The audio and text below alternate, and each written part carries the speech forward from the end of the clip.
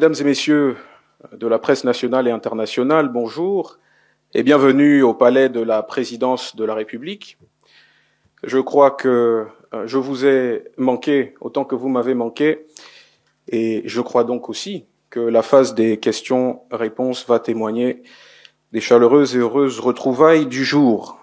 Comme vous le savez et comme à l'accoutumée, cette conférence de presse sera organisée en deux temps, mis à part donc la phase des questions-réponses. Le premier temps naturellement consacré à l'actualité, à l'agenda international du président de la République, chef de l'État, chef du gouvernement, son Excellence Brice Clotaire Oligui Nguema. Et le deuxième temps, comme vous l'aurez là encore deviné, sera consacré à quelques sujets de l'actualité nationale. Pour aborder le premier pan de cette conférence, consacrée donc à l'actualité internationale du chef de l'État, nous commencerons par noter qu'il poursuit à travers une diplomatie active et ouverte une ambition claire, celle de repositionner le Gabon dans le concert des nations en affirmant une voix souveraine, crédible et attachée au dialogue. Son récent séjour à Rome s'inscrit pleinement dans cette dynamique diplomatique de conviction et de développement. Au Vatican, le président de la République a été reçu par Sa Sainteté, le pape Léon XIV. Les échanges ont porté sur la promotion de la paix, le dialogue interreligieux et le rôle essentiel de l'Église catholique dans l'éducation, la santé et la cohésion sociale au Gabon.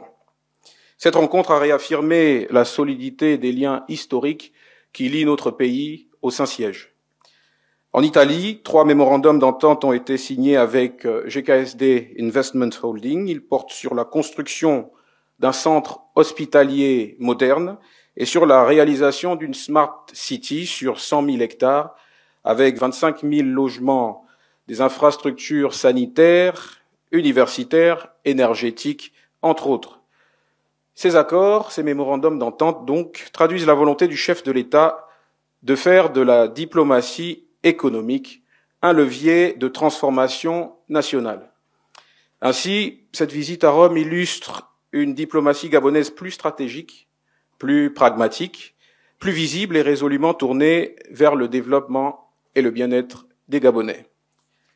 Le chef de l'État s'est ensuite entretenu avec la première ministre italienne, Madame Giorgia Meloni. Les discussions ont mis en avant le renforcement des investissements italiens dans les secteurs de l'énergie, des infrastructures et de l'agro-industrie, ainsi que la coopération sécuritaire. Mesdames et messieurs, concernant le deuxième temps de cette conférence de presse, consacrée au sujet de l'actualité nationale, il faut noter que le président de la République suit, avec une attention constante, l'évolution de la vie publique et les attentes des Gabonais. C'est dans cet esprit que le ministre de la Réforme et des Relations avec les institutions, M. François Ndongobian, a annoncé le réaménagement du calendrier institutionnel de la transition, dont l'achèvement est désormais fixé à décembre 2025. Cette mise à jour vise à clarifier la feuille de route nationale, à lever toute incertitude et à structurer les étapes finales du processus. Le nouveau chronogramme électoral précise ainsi les principales échéances du mois de novembre et du mois de décembre, marquant la mise en place progressive des institutions prévues par la nouvelle loi fondamentale et par le code électoral.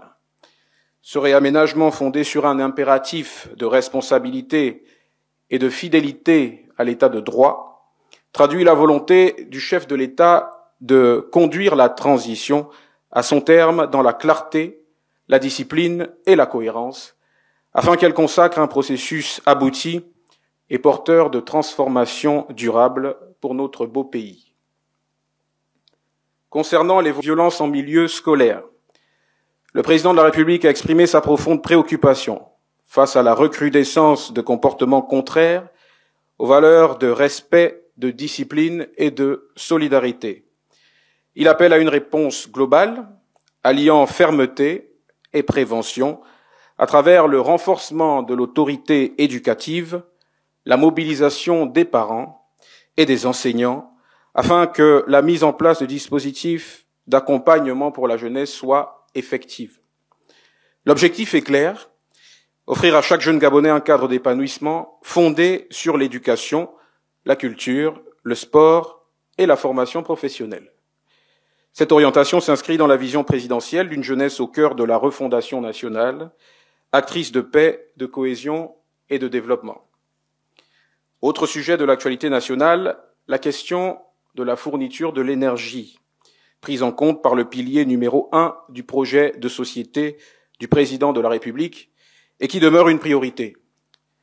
Le secteur subit aujourd'hui les effets d'un sous-investissement prolongé sur plusieurs décennies et d'équipements vieillissants.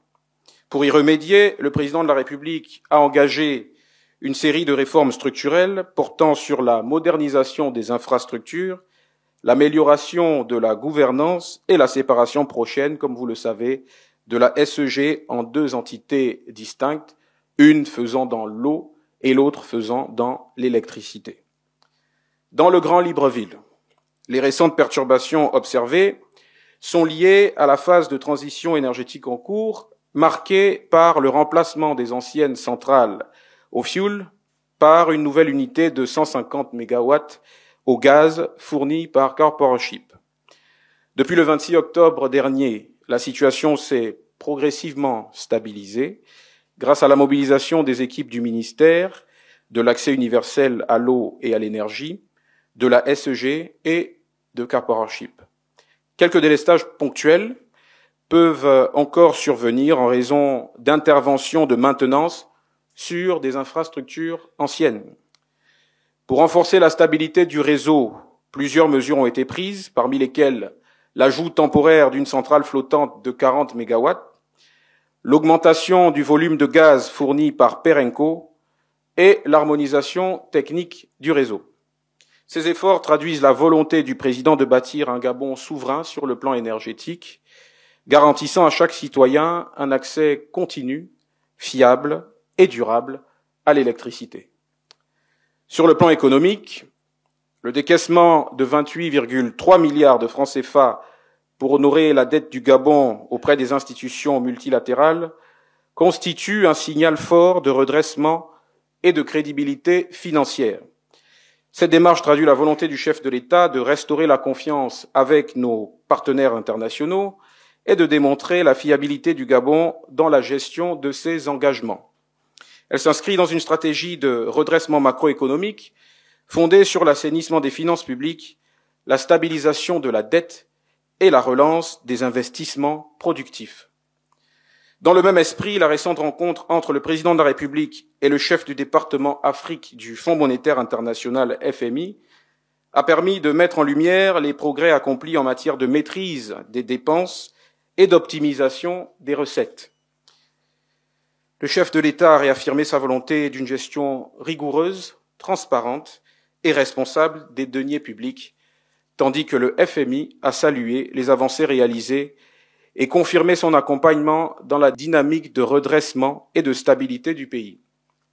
Cette coopération veillera toutefois à préserver, et le président de la République tient à rassurer ses compatriotes sur ce point, à préserver donc les volets sociaux de la politique nationale, notamment les programmes en faveur des populations et particulièrement de la jeunesse. Enfin, s'agissant des récentes tentatives de déstabilisation menée par Madame Sylvie Aimé Valentin, épouse Bongo, et de son fils Monsieur Noureddine Bongo Valentin, la présidence de la République observe la situation avec sérénité et avec froideur. Elle note qu'un schéma apparaît clairement aujourd'hui, celui qui consiste à mener des attaques alignées sur les déplacements du chef de l'État à l'international, contre l'image du Gabon et de ses institutions. Tout indique qu'il s'agit ni plus ni moins d'une campagne d'influence et non de l'expression d'une volonté de voir triompher la justice. L'État demeure concentré sur sa mission première, celle de servir le peuple gabonais. Le procès s'ouvrira le 10 novembre prochain et la justice sera rendue au nom du peuple gabonais. Ainsi, le nombre d'initiatives malheureuses comme celle qui nous est donnée de voir sur les réseaux sociaux, aussi important soit-il, ne saurait empêcher que la justice, là encore, soit rendue au nom du peuple gabonais au terme du procès qui s'ouvre le 10 novembre. Mesdames et messieurs, à travers une diplomatie active, des réformes économiques ambitieuses et une action résolue en faveur de la stabilité nationale, le président de la République incarne un leadership fondé sur la clarté, le courage et la responsabilité. Son objectif demeure constant, bâtir un Gabon fort, souverain et prospère, où le développement s'allie à la justice et où chaque citoyen trouve sa place dans le projet national. Je vous remercie pour votre aimable attention et me tiens tout naturellement à votre disposition pour répondre à vos questions qui, je l'imagine, seront nombreuses.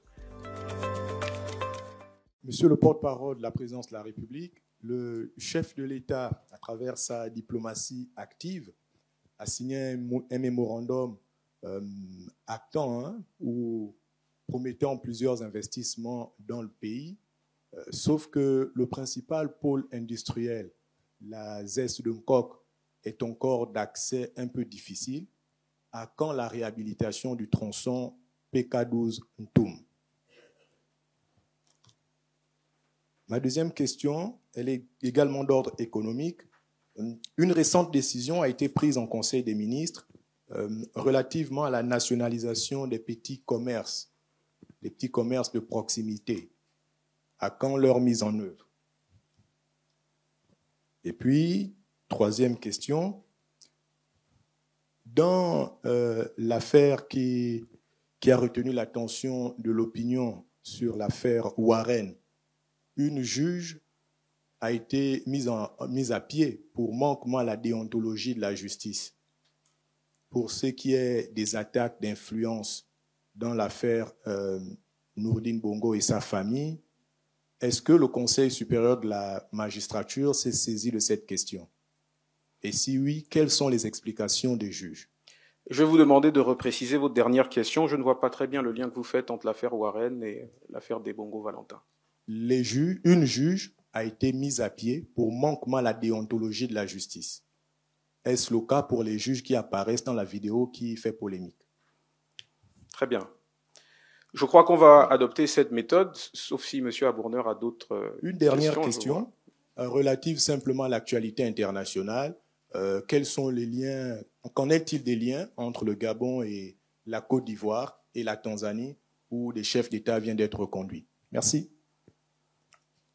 Alors, je vais peut-être commencer par la fin. Vous me posez la question de savoir quelles sont les relations avec les différents pays que vous énumérez, qui ont vécu des élections présidentielles au terme desquelles, en tout cas pour l'essentiel, les chefs d'État sortants ont été de nouveau portés à la magistrature suprême. Eh bien, je pense que ce qui témoigne le mieux des relations que nous avons avec ces pays-là sont les communications officielles qui ont été faites par le chef de l'État pour saluer et féliciter ses homologues pour leurs élections. Naturellement, les relations d'État à État sont complexes parce qu'elles sont riches, sont politiques, économiques, culturelles, etc. Donc, le Gabon, fidèle à sa vision diplomatique, est attaché aux valeurs qu'il voit et qu'il perçoit dans ces pays, et c'est à ce titre-là que le président de la République adresse ses félicitations et salue la réélection de ses homologues. Je pense que ça répond largement à votre question. Sur la question de la juge à laquelle vous faites référence, il s'agit là du Haut Conseil de la magistrature, il s'agit de l'administration de la justice, et en la matière, nous ne sommes pas qualifiés pour venir nous prononcer sur la chose.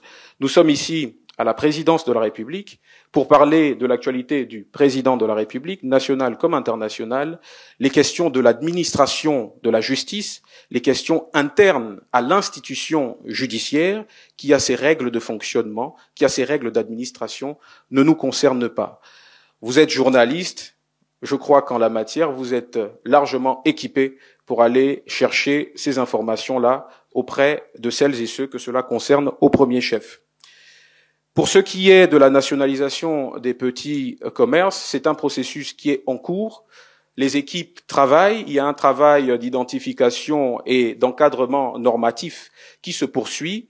Il y a un travail réglementaire qui se poursuit autour de cette question pour éviter, entre autres choses, les éventuels dérapages et les éventuelles mauvaises interprétations de cette mesure. On a vu ce que ça a pu donner sur les réseaux sociaux à un moment donné, je dirais même au moment même de l'annonce de ces mesures, pour éviter tout amalgame, pour éviter toute mauvaise interprétation. Et il y a un travail d'encadrement réglementaire, d'encadrement normatif qui se poursuit et le moment venu, bien entendu, vous serez les premiers informés par rapport à ce qu'il en est réellement. Au sujet de la zone économique spéciale de Nkok, cette zone a une contribution significative à la politique industrielle de notre pays.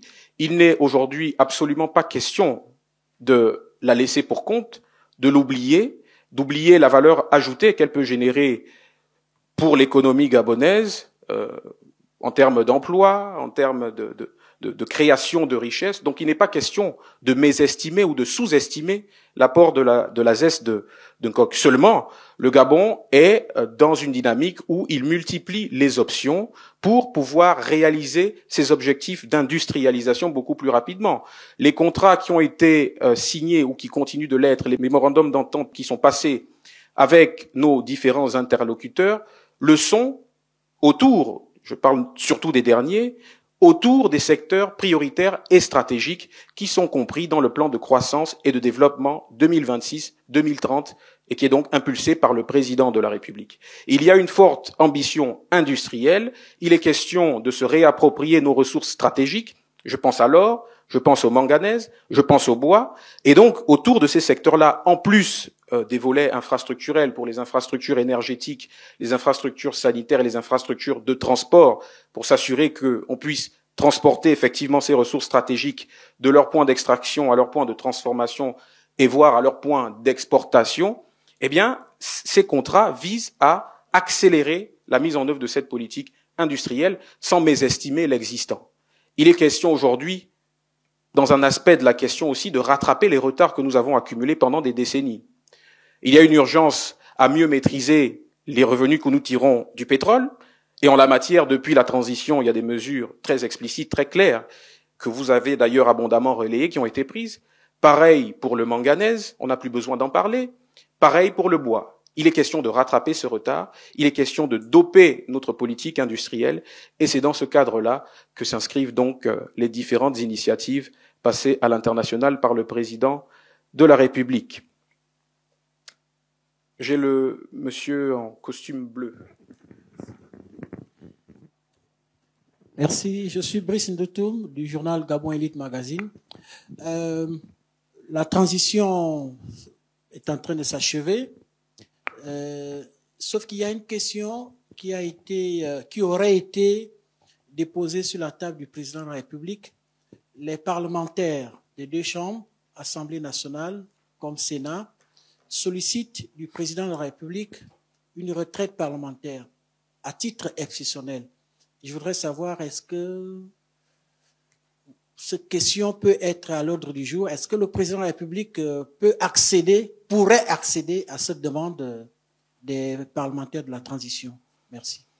Alors, sur cette question spécifique, vous nous dites que la question a été soumise au président de la République. Très bien. Le président de la République prendra le temps et le soin de décider. Et quand il aura décidé, vous serez les premiers à en être informés. En revanche, sur la fin de la transition, c'est peut-être le lieu de saluer le travail effectué par ces parlementaires de la transition qui ont incarné des institutions constitutionnelles pendant cette période historique et sans précédent dans notre pays. Le président de la République décidera des mesures d'accompagnement qui doivent donc encadrer leur fin de magistère. Encore sur la transition, c'est le lieu de noter que, après le réaménagement du calendrier prévu à cet effet, le président de la République tient à la responsabilité, à marquer sa responsabilité face au peuple gabonais. Il tient à ce que ce processus de transition se termine bien, comme il a été engagé, c'est-à-dire sur des bases claires, sur des bases inclusives et consultatives, puisque le principal cadre qui a encadrer, permettez-moi la tautologie, le fonctionnement de nos institutions pendant cette période l'a été, et je parle de la loi fondamentale, a été adopté donc après consultation des Gabonais au mois de septembre 2024. Et donc la transition se termine, comme cela avait été annoncé. C'est le lieu de saluer ces compatriotes qui ont su maintenir le bon fonctionnement des institutions républicaines que sont donc l'Assemblée nationale et le Sénat, pour ne parler que de celle-là. Monsieur à la cravate bleue. Merci. Je suis Monsieur Abel Elégué du journal L'Union. Le 10 novembre prochain s'ouvre le procès Sylvia Bongo et son fils Noureddine à Libreville. Mais les avocats de ces derniers ont dénoncé un simulacre de procès auquel ils ne prendront pas part. Déjà, peut-être vous demander votre avis sur ces déclarations et est-ce que vous pensez qu'un tel procès sans les accusés et sans leurs représentants peut-il être crédible? Merci. Très bien, merci pour votre question. Alors vous savez, les avocats de Madame Bongo et de son fils, Monsieur Bongo Valentin, peuvent dire ce qu'ils veulent. Au-delà de ce qu'ils disent, il y a des faits. Le procès va s'ouvrir. Il y a des procédures judiciaires qui encadrent ce genre de contexte et ce genre de situation. Le procureur général de la République près la cour d'appel de Libreville, le docteur Eddy Midan, s'est largement prononcé d'ailleurs sur cette question que vous mentionnez à l'occasion de sa dernière conférence de presse. Ces derniers seront jugés par contumace et au sujet des avocats, pour insister là-dessus, il a d'ailleurs indiqué qu'ils ne se sont pas constitués. Nous ne sommes pas ici en France, on est au Gabon. Et c'est la justice gabonaise, ce sont les règles du code pénal gabonais et du code de procédure pénale gabonais qui vont s'appliquer à ces citoyens gabonais qui ont à répondre d'un certain nombre de faits devant la justice, qui décidera. Ça me donne l'occasion de revenir peut-être sur la séquence que nous vivons. On nous a dit il y a quelque temps dans une interview que monsieur, et d'ailleurs c'est lui-même qui le disait, Bongo Valentin, donc Noureddine, ne s'était jamais senti au Gabon, chez lui, culturellement. Alors maintenant qu'il a été libéré de ce pays dans lequel il ne s'est jamais senti chez lui, il a beaucoup de temps pour nous faire étalage de ses talents de producteur, réalisateur de séries à sensation. Mais qu'on se le tienne pour dit, quel que soit le nombre de vidéos, je dis bien quel que soit le nombre de vidéos, le procès s'ouvrira le 10 novembre. Et la justice sera rendue par les magistrats gabonais qui ont eu à connaître de cette affaire et qui vont délibérer librement. Et je le redis, la présidence de la République observe avec sérénité et avec froideur, la froideur qui caractérise le fonctionnement de l'État. La même froideur et la même sérénité qui, nous l'espérons, comme tous les autres Gabonais, encadrera le travail des magistrats. Au fond, et pour terminer là-dessus, cette affaire peut se résumer en deux questions, deux paris. La première question, c'est de se dire, est-ce que les Gabonais, dans leur écrasante majorité, tiennent à ce que les Bongo Valentin soient jugés? Je vais me hasarder à dire que la réponse à cette question, c'est oui. Un grand oui. Un énorme oui. Et puis il y a une deuxième question. Est-ce que, à la suite de la publication de ces vidéos, quel qu'en soit le nombre, quel qu'en soit le contenu, est-ce que, après la publication de ces vidéos, les Gabonais considéreront que les Bongo Valentin doivent être dispensés de leur comparution et du jugement parce que ce seraient de petites victimes innocentes? C'est la matière à sondage, et en la matière, vous êtes, en tant que journaliste, mieux qualifié que moi pour mener ce sondage et pour nous aider à répondre tous à cette question sur les vidéos, enfin. Enfin. Elles ont été obtenues dans des circonstances qui sont là aussi prévues et encadrées par le Code pénal. Je souhaite que les personnes qui ont été filmées sans leur consentement, peut-être est-ce le lieu de les inviter aussi à porter plainte. Comme ça, on ajoute des infractions à d'autres infractions présumées. Voilà. Monsieur le porte-parole, j'aimerais savoir, est-ce que les déplacements du président de la République sont-elles importantes actuellement? Parce que le pays se plaint beaucoup. Il n'y a pas longtemps, nous avons crié à la faute aux dernières élections législatives et la montée de la violence scolaire. Est-ce qu'un simple post président peut atténuer la situation? Alors, votre question est simple et elle mérite une réponse simple. Lorsqu'on a en charge un pays, et lorsqu'on sait que ce pays n'évolue pas en vase clos, lorsqu'on hérite d'un pays qui a de nombreuses relations historiques, diplomatiques, économiques, politiques, avec toute une foule de pays répartis à travers le monde, eh bien, oui, les déplacements du président de la République sont importants à l'international. Il n'est pas avare non plus en déplacement sur l'ensemble du territoire national. Vous êtes sans ignorer que le chef de l'État est un homme de terrain qui n'hésite jamais à procéder à une visite de chantier ici et à procéder à telle ou telle autre inspection là-bas. Donc, le président de la République se déplace tout azimut, aussi bien sur le territoire national qu'à l'international. Et je pense d'ailleurs que s'il fallait établir un ratio, confronter et mettre en équation la part des voyages à l'international et la part des déplacements sur le territoire national, je pense que le résultat pencherait clairement en faveur des déplacements sur le plan national. Mais le Gabon a des partenaires avec qui il faut maintenir le dialogue autour des priorités économiques, autour des priorités qui sont, comme je le disais, contenues dans le plan de croissance et de développement. Et pour ça, parce que nous ne pouvons pas nous développer dans notre coin, parce qu'il y a une réalité sur le plan économique, il y a une réalité macroéconomique par rapport à laquelle nous sommes engagés avec d'autres partis, il faut que le président de la République continue à être un interlocuteur privilégié pour celles et ceux qui ont la volonté de nous accompagner, et à condition, bien entendu, comme le martèle le chef de l'État lui-même, qu'il soit respectueux de la dynamique actuelle qui est portée vers l'affirmation de beaucoup plus de souveraineté économique. La diplomatie actuelle est essentiellement économique. Le président de la République continuera de ne ménager aucun effort sur ce terrain-là pour que les solutions que l'on doit apporter aux problèmes des Gabonais soient apportées le plus rapidement possible. Monsieur Yves-Laurent Ngoma. Merci beaucoup. Donc, je suis Yves-Laurent Ngoma, correspondant de RFI. Dans votre propos liminaire, vous avez dit que les vidéos de Noureddine sont une tentative de déstabilisation. Si vous pouvez être un peu plus clair sur ce que vous voulez entendre par tentative de déstabilisation. Vous avez dit que vous les observez avec beaucoup de froideur. Mais nous avons entendu dans l'une des vidéos les gens de la justice s'adressaient au nom du chef de l'État. Est-ce que, si c'est vrai, cette vidéo a existé telle que elle a été tournée telle qu'elle a été diffusée, est-ce que ça ne pose pas réellement un problème d'indépendance de la justice? Bon, ma deuxième question est la suivante. Les avocats donc de la famille Bongo ont dit qu'ils ne se présenteront pas au procès qui s'ouvre le 10. Nous savons aussi que la famille Bongo a une procédure en France.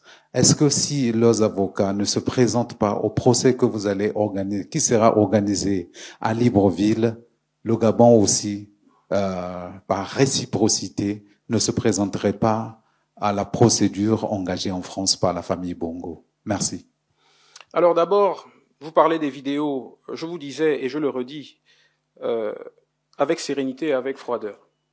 Tentative de déstabilisation parce que, alors qu'on a des faits jusque-là présumés qui sont quand même d'une gravité certaine, alors qu'on a de tels faits qui sont portés devant la justice, eh bien, ces derniers ont pris le soin de snober et continuent de snober la justice gabonaise.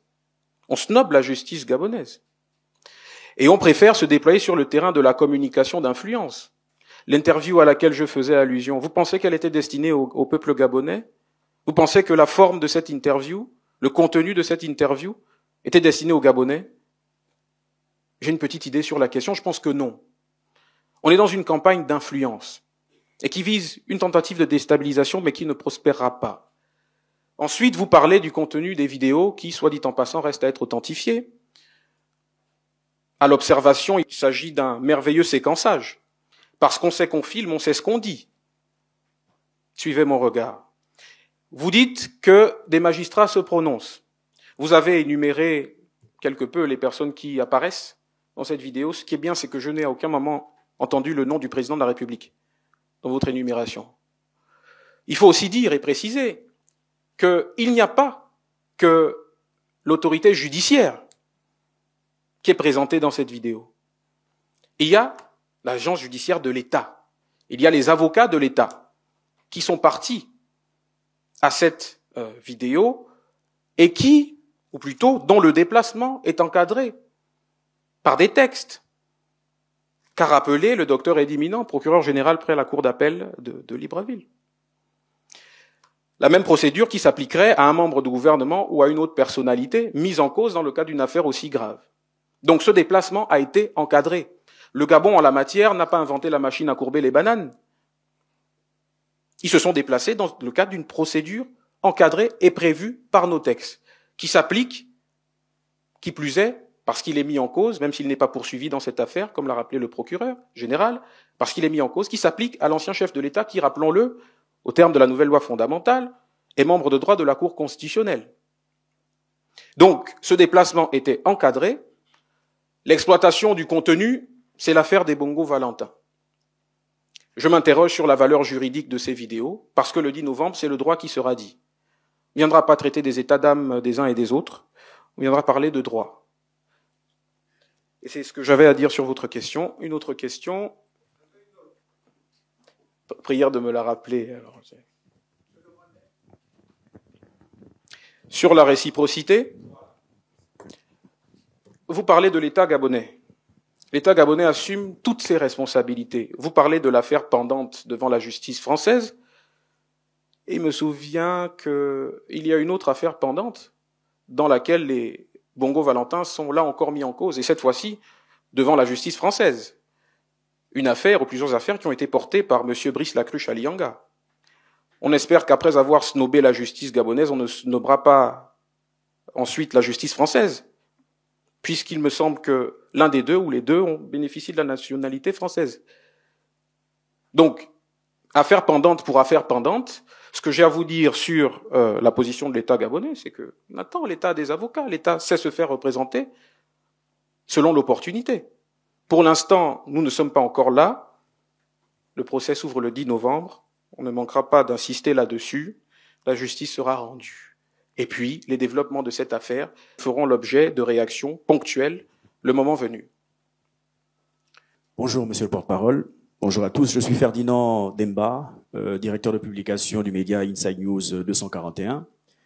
Le projet de loi de finances 2026 intègre un ensemble de taxes, parce que dans les réformes initiées par le gouvernement, il y a effectivement l'impôt. Et le citoyen gabonais se rend compte que à partir de 2026, il faudra qu'en plus de la contribution sur les ordures ménagères qu'il paye déjà lorsqu'il va acheter ses unités, donc pour son électricité, il faudra rajouter à cela une autre taxe, je crois 9% qu'il faudra payer. Et il y a une autre taxe sur la communication, forfait Internet, appel. Il y a la contribution foncière unique, un ensemble en fait de taxes qui vont finalement être ponctionnées dans finalement la dépense du citoyen. Donc le panier de la ménagère va devoir prendre un coup. La question que les Gabonais se posent actuellement, c'est de savoir, est-ce que ce sont eux qui doivent justement payer quelque part pour ces réformes-là, alors que dans le même temps, leur salaire n'augmente pas. Ils ont les mêmes salaires depuis des années, ça n'a pas changé. Je crois que d'ailleurs la question a été posée par l'un de mes confrères concernant l'augmentation, enfin la retraite des parlementaires, mais il y a aussi l'augmentation finalement du salaire des députés, qui, sauf si je me trompe, va peut-être être augmenté à 2 millions de francs CFA, mais le salaire du fonctionnaire, de manière générale, donc du Gabonais lambda, n'a pas changé. Comment est-ce que le gouvernement peut expliquer qu'on puisse encore demander aux citoyens gabonais de devoir dépenser pour ces réformes? Alors, vous parlez de la loi de finances, du projet de loi de finances qui a été adopté le 28 octobre dernier. C'est un projet de loi de finances historique, ambitieux, historique même parce qu'il est ambitieux. On a quand même une hausse par rapport à la précédente loi de finances de l'ordre de 76%, il me semble. Et la logique de ce projet de loi de finances, elle est binaire. D'une part, il y a tout ce qui est endettement, il y a l'investissement et il y a un volet qui est consacré à l'élargissement, comme vous le dites, de la base imposable, de l'assiette fiscale, avec des taux qui sont variables. Alors vous parlez du taux de 9%, précisons que c'est 9% sur la consommation électrique, sur les factures d'électricité, mais il faut aller jusqu'au bout. Il faut indiquer à quoi servent ces 9%. Ces 9% sont destinés à financer l'aménagement urbain et la salubrité des collectivités locales. Il n'aura échappé à personne que l'État et le président de la République s'est fortement engagé pour que la loi sur la décentralisation soit enfin mise en œuvre. Parce que il est inconcevable que nous continuions d'entretenir deux catégories de Gabonais, ceux qui vivent dans les zones urbaines et puis ceux qui vivent dans l'arrière-pays.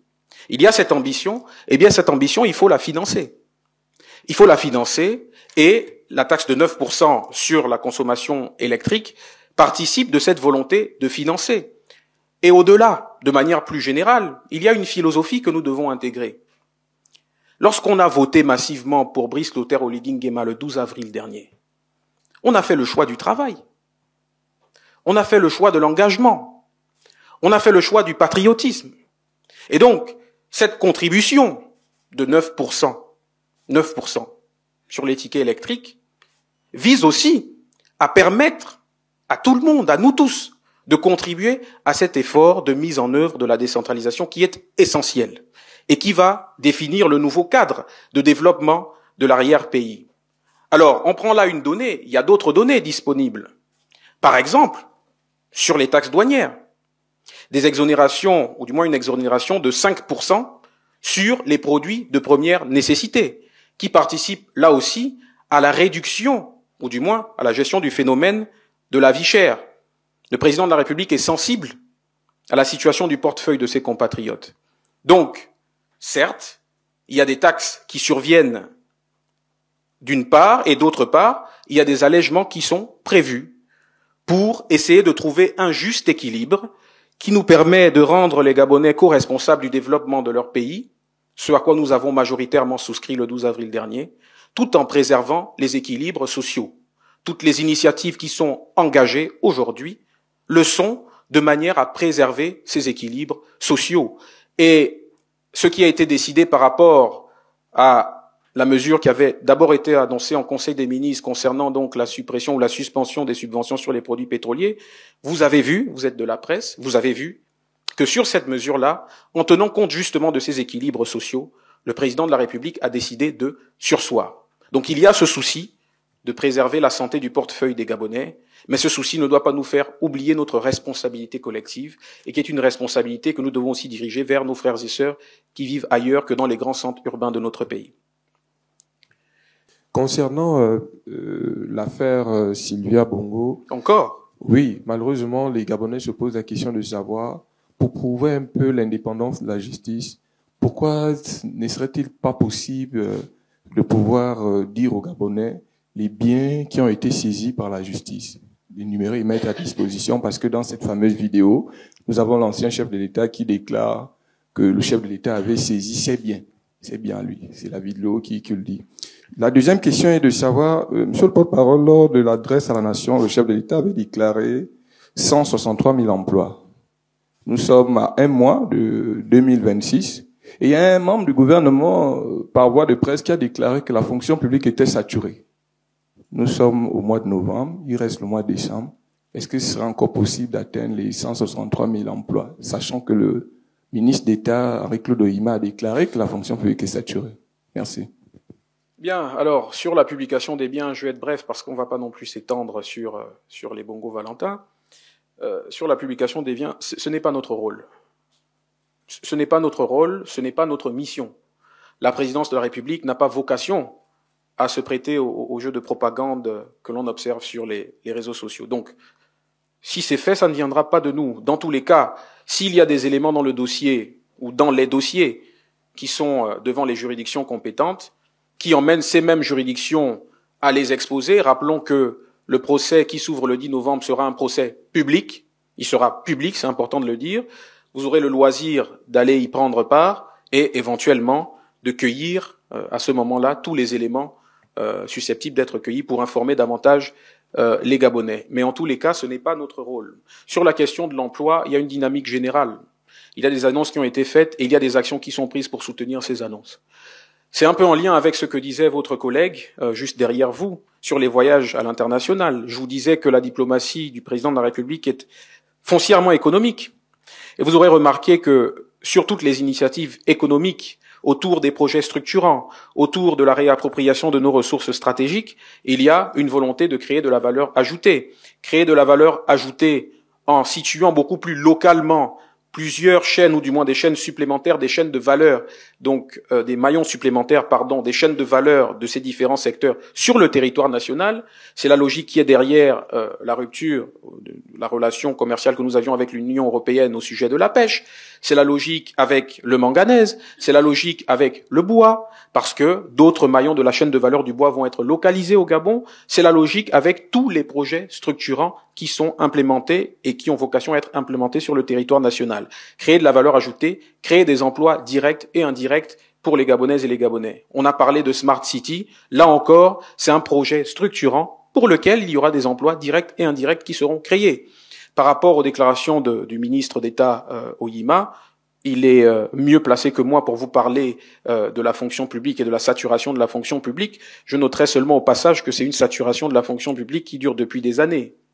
On peut même remonter jusqu'à feu l'ancien Premier ministre Issoze Ngonde, qui avait, en son temps, expliqué les raisons de cette saturation de la fonction publique, qui n'est donc pas le fait de l'administration actuelle, et qui tient à la volonté de respecter, de se conformer à la norme communautaire. Il y a des standards au niveau de la communauté à laquelle nous appartenons qui font que la fonction publique doit avoir un certain poids, que nous ne pouvons pas excéder si nous devons être en phase avec la norme communautaire. Et d'autre part, quelle est l'efficacité économique de la structure actuelle de la fonction publique gabonaise?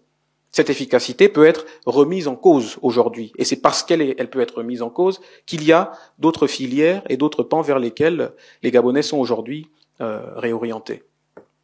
On va passer de ce côté. Bonjour, monsieur le porte-parole. Roland Louba de la rédaction de Gabon Mail Info. En 2016, je suis en stage à l'Assemblée nationale du Cameroun. 28 millions d'habitants, 4 000 milliards de budget. Le Gabon, 3 000 milliards de budget. Par rapport au développement et à la lutte contre la pauvreté, d'une part, quand on circule au Cameroun, on se rend compte que les voiries sont bien travaillées pour une population de 28 millions d'habitants. Le Gabon, à peine même 2 millions et quelques. Les Gabonais se posent la question de savoir à quoi servent ces taxes qui les asphyxient au quotidien. Parce que quand on circule dans les rues de Libreville, on se rend compte, c'est vrai que d'une part, il y a des efforts qui restent à être félicités, mais d'autre part, on se pose la question de savoir à quoi ça rime que l'on nous asphyxie avec les taxes quand ça ne change pas le quotidien de notre existence. Ça, c'est d'une part. D'autre part, on parle de la lutte contre la pauvreté. On dit la fonction publique est saturée alors que le parc automobile des fonctionnaires peut envoyer une image contradictoire quand nous voyons les hauts commis de l'État ou les fonctionnaires qui circulent dans les grosses cylindrées de 70 millions. On se pose la question, est-ce que ces taxes-là véritablement améliorent le quotidien du Gabonais lambda ou bien celui du haut commis de l'État? Merci. Merci pour vos questions qui, soit dit en passant... Excusez-moi, je clôture toujours par Sylvia Bongo. Excusez-moi, monsieur le porte-parole, mais c'est l'actualité. En politique, la politique se nourrit des habillages. Seuls les plus intelligents qui réussissent à décoder comprennent comment ça fonctionne.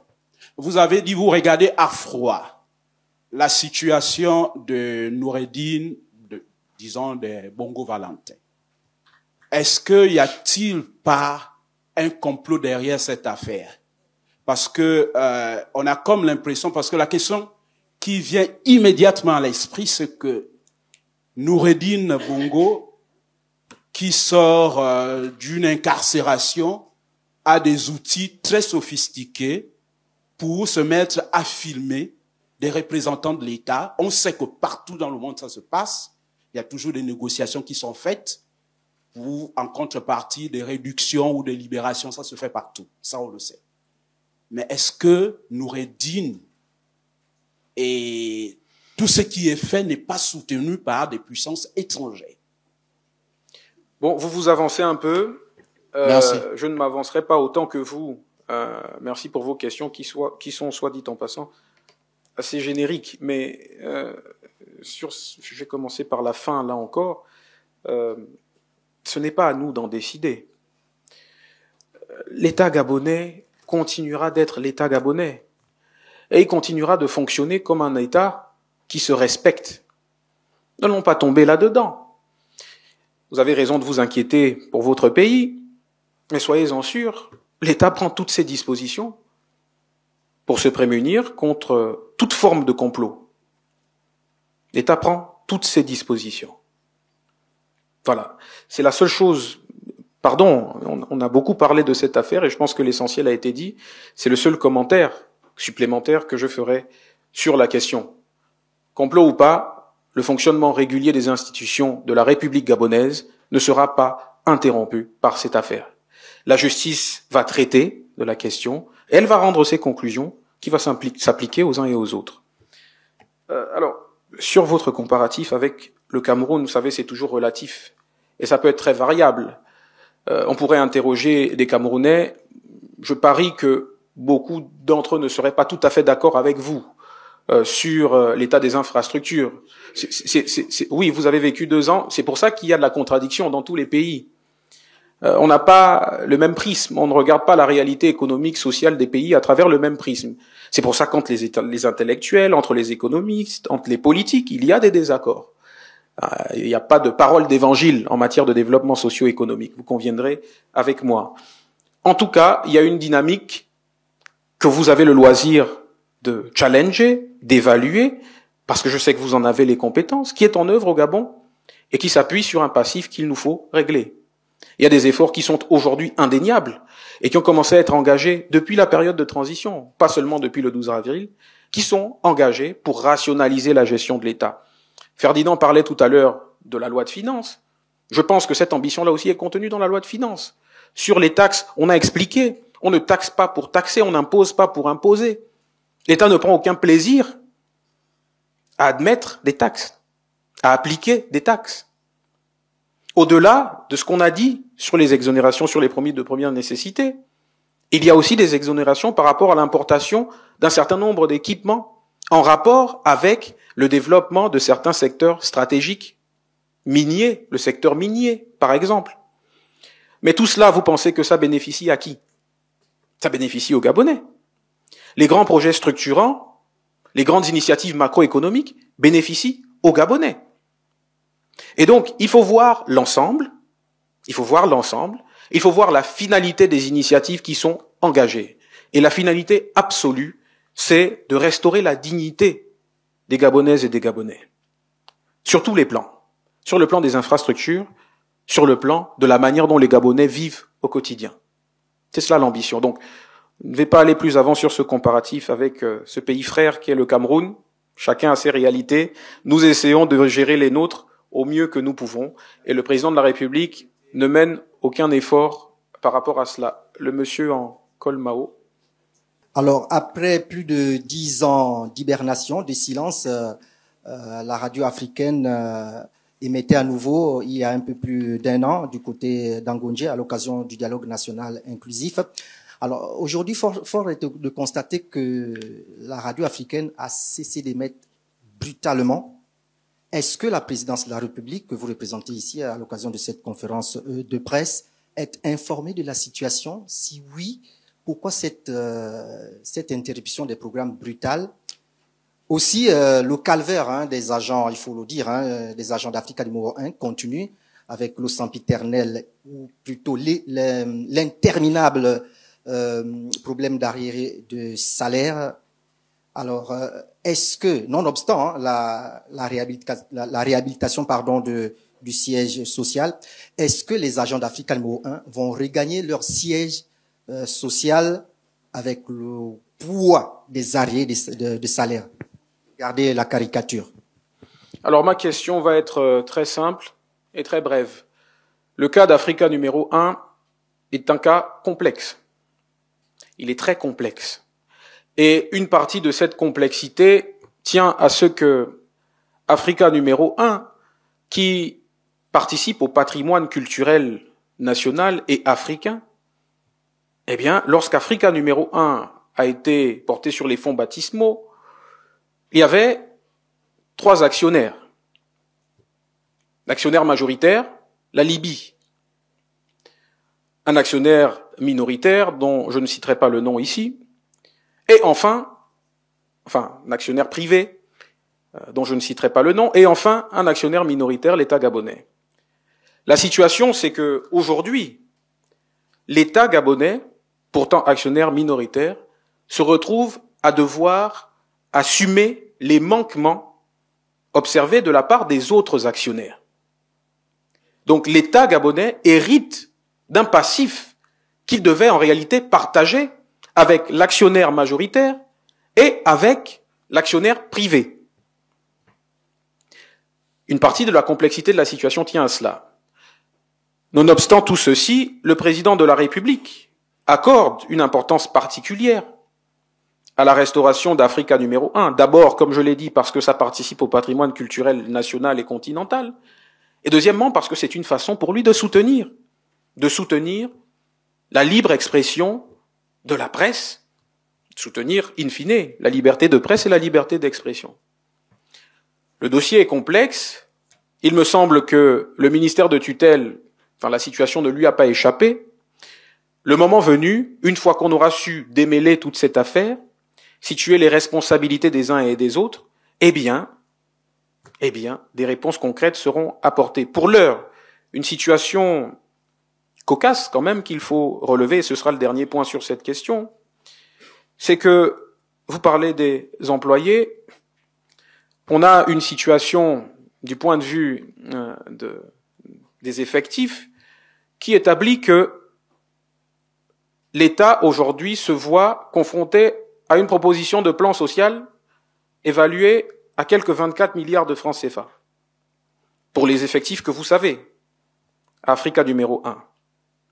Alors que tout ce qu'il a fallu investir pour restaurer, pour remettre le siège sur pied et pour relancer, tout ce qui est prévu pour relancer cette radio, est bien inférieur à ce montant de 24 milliards de francs CFA. Il y aura donc des arbitrages à faire. Il y aura des solutions à trouver. Et il y aura surtout la nécessité de mettre dans ce dossier beaucoup de bonne foi. Parce que, rappelons-le, l'État gabonais est minoritaire dans l'actionnariat d'Africa numéro 1. Des solutions seront apportées et lorsqu'elles seront apportées, elles vous seront communiquées. On va prendre 2 dernières questions. Chris Noé Osamaga, courrier des journalistes. Il y a quelques années en arrière, le gouvernement s'était déjà prononcé sur la question du chômage et donc invitait les Gabonais à poser les dossiers au niveau de la fonction publique. Très récemment, la ministre de la fonction publique a fait un bilan. Notamment, elle a fait un rapport par rapport au travail qui a été mené dans ce sens, enlever les doublons dans les dossiers qui ont été posés et extraire également des personnes qui avaient déjà eu des concours, etc. Et le rapport a été déposé auprès de la présidence. Qu'en est-il concrètement? Merci. La question de la fonction publique est une question très complexe. Je vous rappelle, comme je l'ai déjà dit, il y a des équilibres à ménager. Il y a des équilibres à trouver. Nous sommes dans une situation où nous avons des impératifs auxquels nous devons faire face par rapport à la situation de la dette, par rapport aux investissements massifs et prioritaires à faire autour des secteurs stratégiques retenus dans le projet de développement du pays. Et donc, il faut que toute initiative et toute action prise dans ce sens vise à la rationalisation de la fonction publique. Nous avons besoin d'une fonction publique qui est efficace, qui est à la hauteur des enjeux de l'heure. Les enjeux de l'heure, sont à la diversification économique, sont à l'industrialisation autour des secteurs prioritaires. Est-ce que la structure actuelle de la fonction publique, si jamais nous étions emmenés à la prolonger, à l'entretenir, est-ce qu'elle serait de nature à répondre à ces défis? Je ne pense pas. Les économistes vous donneront beaucoup plus d'éléments, mais je ne pense pas. Et, puisque ce pari-là est douteux, eh bien, le pari de la diversification, de la priorisation des secteurs que nous avons retenus comme porteurs de la nouvelle économie gabonaise, du nouveau visage de l'économie gabonaise, la priorité sera apportée à ce niveau-là. Mais des décisions seront prises, des arbitrages seront faits par rapport à l'équilibre à trouver par rapport à la fonction publique. Mais dans tous les cas, vous savez, vous êtes de la presse, le temps de la politique, et c'est peut-être tant mieux en fin de compte, n'est pas le temps du journaliste, ça n'est pas le temps des médias. Il y a des décisions qui, parce qu'elles sont complexes, prennent du temps. Laissez à la politique le temps de la politique. Et la politique saura revenir vers vous avec l'économie pour vous donner les éléments nécessaires à l'édification des Gabonais sur les sujets qui importent. Enfin. Bonjour, monsieur le porte-parole. Je suis monsieur Sinclair Kenge du journal La Note d'Afrique.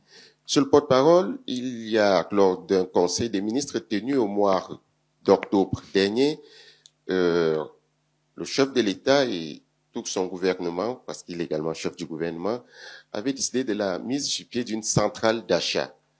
Seulement, quelques semaines plus tard, à ce jour, on n'en sait pas grand-chose. Le panier de la ménagère continue à grimper et les populations continuent à tirer le diable par la queue. Monsieur le porte-parole, qu'en est-il de cette centrale d'achat aujourd'hui, alors qu'au mois de décembre, nous entrons de plein pied dans la période festive? Merci. Très bien, merci pour votre question, qui sera la dernière de cette conférence de presse. Alors, si vous dites que rien n'est dit par rapport à la centrale d'achat, c'est que vous avez raté la formidable initiative du secrétariat général du gouvernement sur les antennes de la première chaîne nationale.